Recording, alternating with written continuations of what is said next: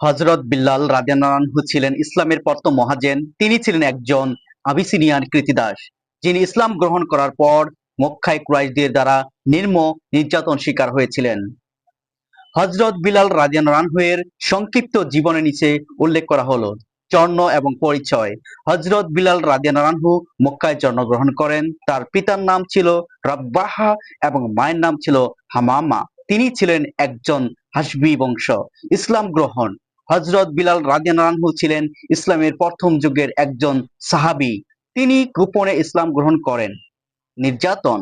হযরত বিলাল রাদিয়াল্লাহু আনহু ইসলামের গ্রহণ করার কারণে তাকে মনিব উমাইয়া ইবনে খালব তাহাকে অনেক নির্যাতন করেন। তাকে উত্তপ্ত পাথরের উপর শুয়ে রাখা হতো এবং তার বুকের উপর ভারী পাথর চাপা দেওয়া হতো। কিন্তু কখনো কোনো অবস্থাতে ইসলাম ত্যাগ করেননি, রাজি হননি। হযরত মুহাম্মদ সাল্লাল্লাহু আলাইহি সাল্লাম মক্কায় থেকে মদিনায় হিজরি করার পর যেখানে মসজিদ তৈরি হয়েছিল, হযরত বিলাল রাদিয়াল্লাহু আনহুকে আযান দেওয়ার জন্য নিযুক্ত করা হয়। তিনি ছিলেন ইসলামের প্রথম মুয়াজ্জিন। মুক্তি। হযরত আবু বকর রাদিয়াল্লাহু আনহু হযরত বিলাল রাদিয়াল্লাহু আনহু এর কষ্ট দেখে তাকে উমাইয়া ইবনে খালফের কাছ থেকে কিনে মুক্তি দেন। মৃত্যু। হযরত বিলাল রাদিয়াল্লাহু আনহু 20 হিজরি মৃত্যুবরণ করেন।